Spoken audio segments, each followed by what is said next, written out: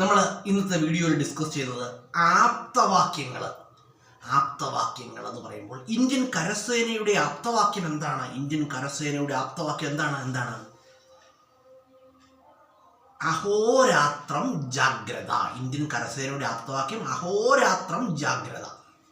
അതുപോലെ തന്നെ ഇന്ത്യൻ നാവികസേനയുടെ ആപ്തവാക്യം എന്താണ്? ഇന്ത്യൻ നാവികസേനയുടെ ആപ്തവാക്യം എന്താണ്? ഷാനോ വരുണ.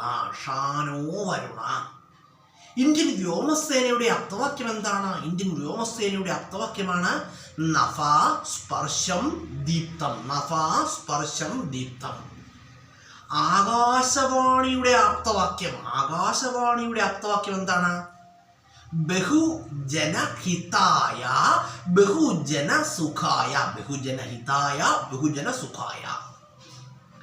അതുപോലെ തന്നെ ദൂരദർശന്റെ ആപ്തവാക്യം എന്താണ്? സത്യം ശിവം സുന്ദരം. ദൂരദർശന്റെ ആപ്തവാക്യമാണ് സത്യം ശിവം സുന്ദരം. അതുപോലെ തന്നെ സുപ്രീം കോടതിയുടെ ആപ്തവാക്യം എന്താണെന്ന് അറിയാമോ? എന്താണ്? യഥോ ധർമ്മസ്തഥോ ജയ.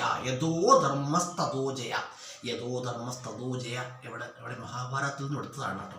യഥോ ധർമ്മസ്തഥോ ജയ ആര് പറയുന്നതാണെന്ന് അറിയാമോ? അതായത് മഹാഭാരത യുദ്ധം ആസന്നമായിരിക്കുന്ന സമയത്ത് ദുര്യോധനൻ തൻ്റെ മാതാവായ ഗാന്ധാരി ദേവിയെ കാണുകയും തനിക്ക് ഈ യുദ്ധത്തിൽ വിജയം ആശംസിക്കുവാൻ ഗാന്ധാരി ദേവിയോട് ദുര്യോധനൻ അപേക്ഷിക്കുകയും ചെയ്യുന്നുണ്ട്. ഈ സമയത്ത് തൻ്റെ മകനാണ് ദുര്യോധനൻ എങ്കിൽ കൂടി ഗാന്ധാരി ദേവി ധർമ്മത്തിനാണ് വിജയം ആശംസിച്ചത്. യഥോ ധർമ്മസ്തഥോ ജയ. ഗാന്ധാരി ദേവി പറയുന്ന വാക്കുകളാണ്.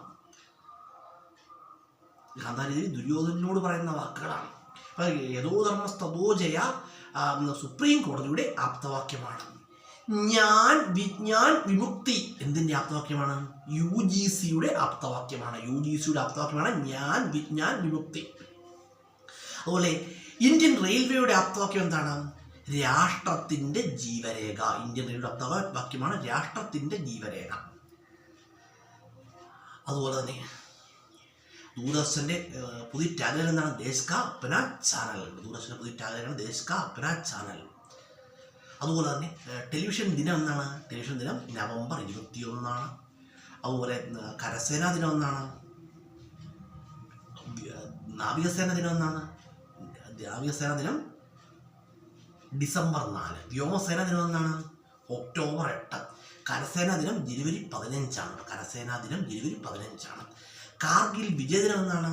ജൂലൈ 26. ഭരണഘടനാ ദിനം എന്നാണ്? നവംബർ 26. ദേശീയ പത്രദിനം എന്നാണ്? ജനുവരി 29. അതുപോലെ തന്നെ ദേശീയ യുവജന ദിനം എന്നാണ്? ജനുവരി 12. രക്തസാക്ഷിത്വ ദിനം എന്നാണ്? ജനുവരി 30.